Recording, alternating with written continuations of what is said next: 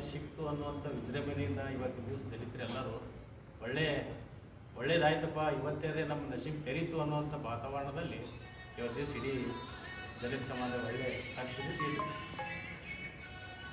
ಒಂದು ಕಾರಣ ಇದಕ್ಕೇನು ಹೇಳ್ಬೇಕಂತಂದ್ರೆ ರಾಜ್ಯಪಾಲರು ಇದನ್ನು ಅಂಗೀಕರಿಸಿಲ್ಲ ಅನ್ನುವಂಥ ವಾದ ಇವತ್ತಿನ ದಿವಸ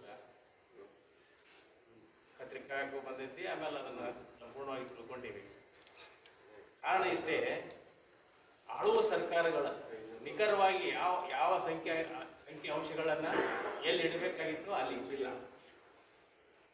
ಅವಾಗ 6% ಅಂದರು, 5% ಅಂದರು, 7 ಅಂದರು, ಆಯ್ತು ಏನೇ ಆದರೂ ಮೀಸಲಾತಿ ಆಯಿತು ಅನ್ನೋಂಥ ಒಂದು ಒಳ್ಳೆ ವಾತಾವರಣ ಇಲ್ಲಿ ಸೃಷ್ಟಿಯಾಗಿತ್ತು. ಬಟ್ ಸರ್ಕಾರಗಳ ಅದನ್ನು ಇಷ್ಟು ದಿವಸ ಆಳಿದಂಥ ಸರ್ಕಾರಗಳ ಅದನ್ನು ಅರ್ಥಕೊಂಡು ಯಾವುದನ್ನು ಅಂಕಿಅಂಶಗಳನ್ನು ರೀತಿಯಾಗಿ ನಾವು ಅದನ್ನು ಮಂಜೂರು ಮಾಡಬೇಕು, ಅದನ್ನು ಯಾವ ರೀತಿಯಾಗಿ ಅದನ್ನು ನಾವು ಸರಿಯಾಗಿ ಅದನ್ನು ಮಾಡಬೇಕು ಅನ್ನೋದು ಸರ್ಕಾರದಿಂದಲೇ ಇದನ್ನು ಸರಿಯಾಗಿ ಮಾಡದಿದ್ದ ಕಾರಣಕ್ಕೆ ಇದು ಇವತ್ತಿನ ದಿವಸ ರಾಜ್ಯಪಾಲರು ಇದನ್ನು ಅಂಗೀಕಾರ ಮಾಡಿಲ್ಲ. ಯಾಕೆ ಅಂಗೀಕಾರ ಮಾಡಿಲ್ಲ ಅಂತಂದ್ರೆ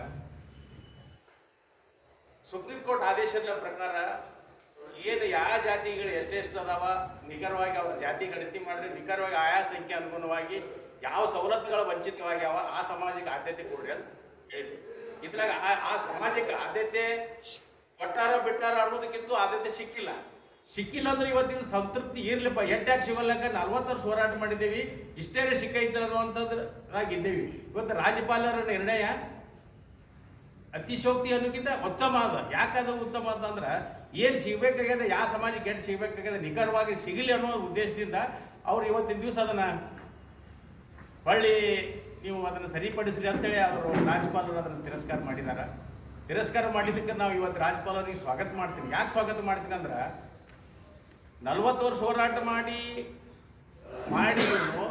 ಏನು ನಮ್ಗೆ ಈಗ ನೌಕರಿಯಲ್ಲಿ ಅತಿ ಹಿಂದುಳಿದವ್ರು ಯಾರು ಅನ್ನೋದಂಥದ್ದು ಇವತ್ತಿನ ಸರ್ಕಾರ ಅದನ್ನು ಅರ್ಥ ಮಾಡ್ಕೊಳಕ್ಕಾಗಿಲ್ಲ. ಅದರ ಅರ್ಥ ಏನು? ಅತಿ ಹಿಂದುಳಿದವರು ಯಾರದಾರ ಈ ಸಮಾಜದಾಗ ಅವ್ರಿಗೆ ಯಾವ ಸವಲತ್ತು ಸಿಗಬೇಕಾಗಿತ್ತು ಅನ್ನೋದು ಸಿಕ್ಕಿಲ್ಲ.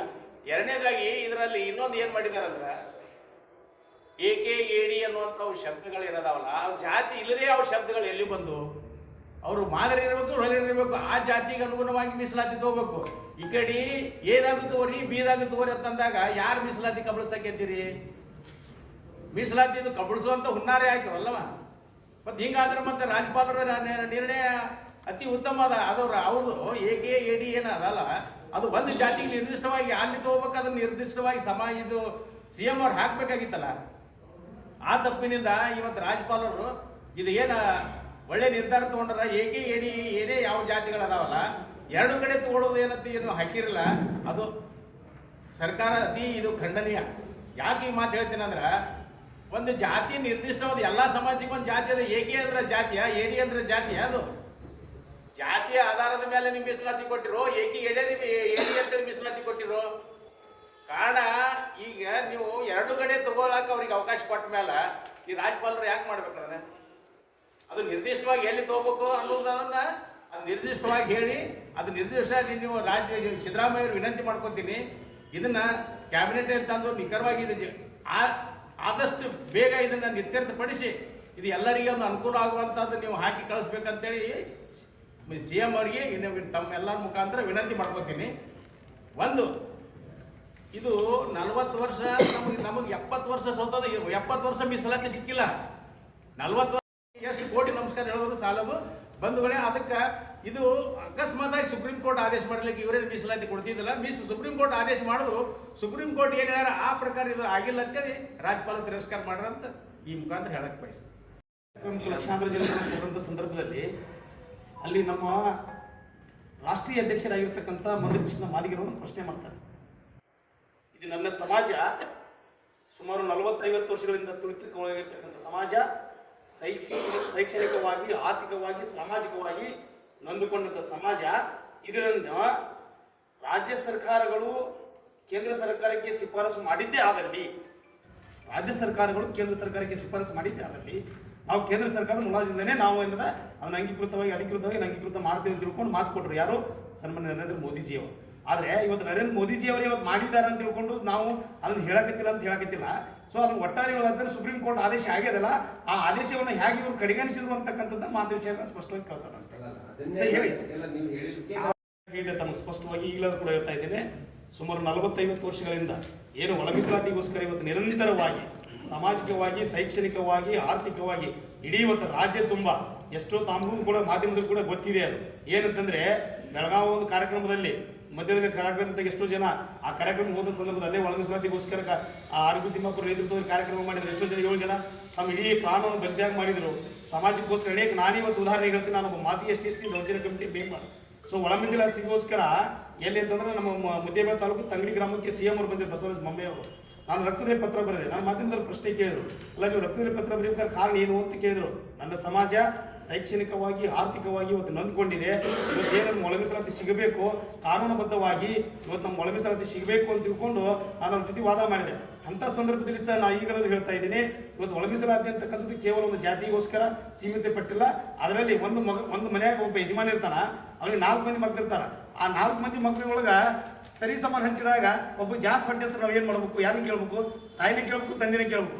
ಹಾಗೆ ನಮ್ಮನ್ನು ಆಳ್ತಕ್ಕಂಥ ಇವತ್ತು ರಾಜ್ಯ ಸರ್ಕಾರಗಳು ಏನಿದ್ದಾರೆ, ನಮ್ಮ ಮೀಸಲಾತಿ ನಮಗೆ ಕೊಡಿ, ಸಾಮಾಜಿಕವಾಗಿ ಆಯಾ ಜಾತಿ ಅನುಗುಣವಾಗಿ ಕೊಡಿ ಅಂತ ಕೇಳಿದಂಥ ಸಂದರ್ಭದಲ್ಲಿ ಅನೇಕ ಹಿರಿಯ ನಾಯಕರು ಹೋರಾಟಗಳನ್ನು ಮಾಡ್ತಾ ತಮ್ಮ ಪ್ರಾಣವನ್ನು ಇವತ್ತು ತ್ಯಾಗ ಮಾಡಿದ್ದಾರೆ. ಅದಕ್ಕೋಸ್ಕರ ಈ ಸಮಾಜ ಕಲ್ಯಾಣ ಸಚಿವರಿಗೆ, ಸಂಬಂಧಪಟ್ಟಂಥ ರಾಜ್ಯದ ಮುಖ್ಯಮಂತ್ರಿಗಳಿಗೆ ಇದು ಏನು ತಾವು ಇವತ್ತು ಒಳ ಮೀಸಲಾತಿ ಜಾತಿ ಅನುಗುಣವಾಗಿ ತಾವು ಮಾಡಿದ್ದೀರೋ ಅದು ಸ್ಪಷ್ಟವಾದಂಥ ಅದರೊಳಗ ಬಹುಮತ ಇಲ್ಲ. ಇವತ್ತೇನು ಸಂಬಂಧಪಟ್ಟಂಥ ರಾಜ್ಯದ ಮುಖ್ಯಮಂತ್ರಿಗಳಿದ್ದೀರಿ, ಅದನ್ನ ಕಂಪಲ್ಸರಿ ಅಂದರೆ ಯಾವ ಜಾತಿ ಅನುಗುಣವಾಗಿ ಇವತ್ತು ಎಷ್ಟು ಮೀಸಲಾತಿಯನ್ನು ಸಡಿಲಿಕೆಯನ್ನು ಕೊಡಬೇಕು ಅಂತಕ್ಕಂಥದ್ದು ಇವತ್ತು ಕಾನೂನುಬದ್ಧವಾಗಿ ಡಾಕ್ಟರ್ ಬಾಬಾ ಸಾಹೇಬ್ ಅಂಬೇಡ್ಕರ್ ಅವರು ಸಂವಿಧಾನಾತ್ಮಕವಾಗಿ ಇವತ್ತು ಅವರೇನು ಆ ಅಡಿಯಲ್ಲಿ ಇವತ್ತೇನು ಕೊಟ್ಟಿದ್ದಾರೆ ಅದರ ಕಾನೂನುಬದ್ಧವಾಗಿ ನಾವು ಕೊಡಬೇಕು ಅಂತ ತಿಳ್ಕೊಂಡು ಮಾಧ್ಯಮದ ಮುಖಾಂತರ ಸಂಬಂಧಪಟ್ಟಂಥ ರಾಜ್ಯದ ಮುಖ್ಯಮಂತ್ರಿಗಳಿಗೆ ಮತ್ತು ಸಂಬಂಧಪಟ್ಟಂಥ ಸಮಾಜ ಕಲ್ಯಾಣ ಸಚಿವರಿಗೆ ಹೇಳಕ್ಕೆ ಬಯಸ್ತಾ ಇದ್ದೀನಿ. ಒಂದು ವೇಳೆ ತಾವು ಏನಾದರೂ ಕಾಲ ವಿಳಂಬ ಮಾಡಿ ಮತ್ತೆ ನಮ್ಮ ಸಮಾಜಕ್ಕೆ ಅನ್ಯಾಯ ಆದಂಥ ಸಂದರ್ಭದಲ್ಲಿ ನಾನೀಗಲಾದರೂ ಭಾಳ ಸ್ಪಷ್ಟವಾಗಿ ಹೇಳ್ತಾ ಇದ್ದೀನಿ, ಇವತ್ತೆಲ್ಲರೂ ನಾವು ಇನ್ನೂ ಅನೇಕ ಜಾತಿಗಳ ಎಸ್ಸಿಯಲ್ಲಿ ಅವರೆಲ್ಲರೂ ಕೂಡ ನಮ್ಮ ಅಣ್ಣ ತಮ್ಮಂದಿರು. ನಾವೆಲ್ಲರೂ ಕೂಡ ಸರ್ಕಾರ ರಾಜ್ಯಪಾಲರಿಗೆ ಒಂದು ಕಳಿಸಿಕೊಟ್ಟಿತ್ತು. ಕರ್ನಾಟಕ ಸರ್ಕಾರದ ಗಣಾಂತ ರಾಜ್ಯಪಾಲರಾದಂಥ ತಿರಸ್ಕಾರ ಮಾಡಿದ್ದಕ್ಕೆ ಅವರಿಗೆ ಹೃತ್ಪೂರ್ವಕ ಆದಿಜಾಂಬವ ಸಂಘದಿಂದ ಅವರಿಗೆ ಅಭಿನಂದನೆಯನ್ನು ಸಲ್ಲಿಸುತ್ತೇನೆ. ಯಾಕೆ ಅವರಿಗೆ ಅಭಿನಂದನೆಯನ್ನು ಸಲ್ಲಿಸುತ್ತೇನೆ ಅಂದ್ರ,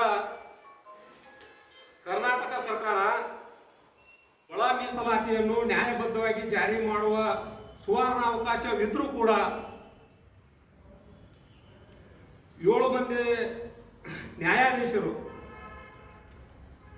ಆಗಸ್ಟ್ 24/1 ಐತಿಹಾಸಿಕವನ್ನು ತೀರ್ಪು ನೀಡ್ತಾರೆ. ಏನು ತೀರ್ಪು ನೀಡ್ತಾರೆ ಅಂದ್ರ, ಆ ರಾಜ್ಯ ಸರ್ಕಾರಗಳು ಒಳ ಮೀಸಲಾತಿಯಲ್ಲಿ ವಂಚನೆ ಹಾಗೂ ಹಿಂದುಳಿದಿರುವಂಥ ಜಾತಿಗಳು, ಅಸ್ಪೃಶ್ಯಕ್ಕೆ ಒಳಪಟ್ಟಂಥ ಜಾತಿಗಳಿಗೆ ಮೀಸಲಾತಿಯನ್ನು ಕೊಡ್ರಿ ಅಂತ ಹೇಳಿ ಕೇಂದ್ರ ಸುಪ್ರೀಂ ಕೋರ್ಟ್ ಆದೇಶ ಮಾಡ್ತದೆ. ಆ ಆದೇಶವನ್ನು ಗಾಳಿಗೆ ತೂರಿ ಕರ್ನಾಟಕ ರಾಜ್ಯ ಸರ್ಕಾರ ತಮ್ಮ ಮನಸ್ಸಿಗೆ ದೋಚಿದಂಗ ಯಾವ ರೀತಿ ತಮಗೆ ವೋಟ್ ಬ್ಯಾಂಕ್ ಅನ್ನು ಮಾಡ್ಕೋಬೇಕು ಆ ರೀತಿಯನ್ನು ರಾಜ್ಯಪಾಲರಿಗೆ ಮನವಿ ಸಲ್ಲಿಸ್ತಾರ. ಏನಂತ ಸಲ್ಲಿಸ್ತಾರ?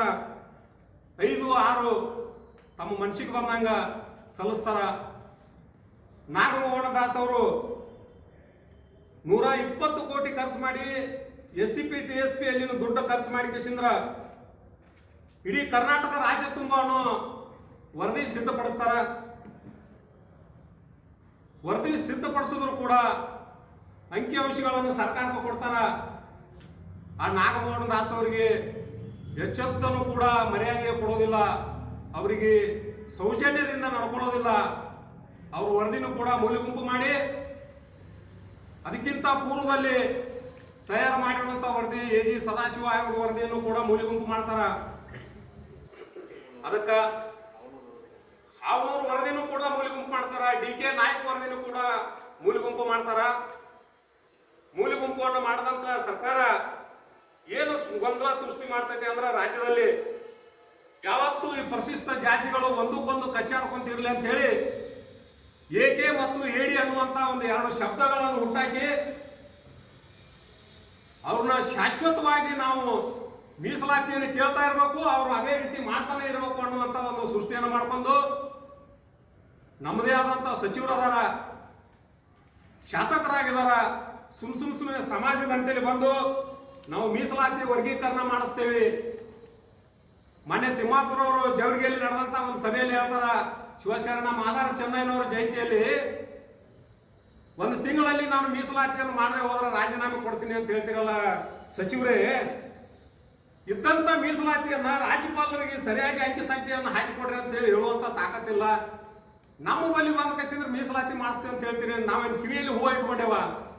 ಅಲ್ಲ, ಇನ್ನೂ ಒಂದು 70 ವರ್ಷ ಹಿಂದದೇವ SC TSP ದುಡ್ಡನ್ನ ಒಯ್ದು ಎಲ್ಲರಿಗೂ ಭಾಗ್ಯಗಳನ್ನ ಅಂತ ಹೇಳಿ ಕೊಟ್ರಿ. ಸಮಾಜ ಕಲ್ಯಾಣ ಇಲಾಖೆಯಲ್ಲಿ ಭ್ರಷ್ಟಾಚಾರ ತುಂಬಿ ತುಳುಕ್ತಾ ಇದೆ. ರಾಮಕೃಷ್ಣ ಹೆಗಡೆ ಅವರು, JS ಪಟೇಲ್ ಅವರು, ದೇವೇಗೌಡರ ನೇತೃತ್ವದಾಗ ಈ ಸಮಾಜಕ್ಕೆ 27 ಮಂದಿ ಶಾಸಕರನ್ನು ಕೊಟ್ಟಂತದ್ದು. ಇವತ್ತಿನ ದಿವಸ ಬಿಜೆಪಿ ಕಾಂಗ್ರೆಸ್ ಸರ್ಕಾರ ನಮ್ಗೆ ಎಷ್ಟು ಕೊಟ್ಟದ? ಬಿದರ್ನಿಂದ ಚಿತ್ರದುರ್ಗವರೆಗೆ ಕೆಲವೇ ಮಾತ್ರಗಳ ಟಿಕೆಟ್ ಕೊಟ್ಟರು ಬೆರಳೆಣಿಕೆಯಲ್ಲಿ. ಇಲ್ಲಿ ಬಿಜೆಪಿ ಒಳಗ ಗೋವಿಂದ ಕಾರಜೋಳ ಸಾಹೇಬರು, ರಮೇಶ್ ಜಿಗಜಿಣಿ ಅವರು ಹೊರತುಪಡಿಸಿ ಸಂಜು ಅಯ್ಯಳಿ ಅಂತ ಹೇಳಿ ಕಿಶಿಂದ್ರ ಒಬ್ಬರು 4 ಮತ ಕ್ಷೇತ್ರದಲ್ಲಿ ಪಾಪ ಒಬ್ಬ ಬಡವರಿಗೆ ಕೊಟ್ಟರು, ಅದೊಂದು ಒಳ್ಳೇದು. ನಮ್ಮ ರಮೇಶ್ ಜಿಗಜಿಣಿ ಸಾಹೇಬರು, ಕಾರಜೋಳ ಸಾಹೇಬರು ಕೊಟ್ಟಿದ್ದು ಒಳ್ಳೇದು. ಸೋಲುವಂತ ಅಭ್ಯರ್ಥಿಗಳಿಗೆ ಟಿಕೆಟ್ ಕೊಟ್ಟರು. ಅಲ್ಲಿ ಸುಜಾತ ದೊಡ್ಡಮನಿ ಅವ್ರಿಗೆ ಕೊಟ್ಟರು, ಅಲ್ಲಿ H ಆಂಜನೇಯ ಅವ್ರಿಗೆ ಕೊಟ್ಟರು, ಅಲ್ಲಿ G ರಾಮಕೃಷ್ಣ ಸಾಹೇಬ್ರ ಮಗಗ ಅನ್ಯಾಯ ಮಾಡೋದು. ಅದಕ್ಕೆ ನಾವು ಕೇಳ್ತಕ್ಕಂಥದ್ದೇನು, ಒಳ ಮೀಸಲಾತಿಯನ್ನ ಸಮರ್ಪಕವಾಗಿ ರಾಜಕೀಯವಾಗಿ ಪರಿಗಣಿಸಬೇಕು. ಹಾಗೂ ಬಡ್ತಿ ಮತ್ತು ಮುಂಬಡ್ತಿಗೂ ಕೂಡ ಅದನ್ನು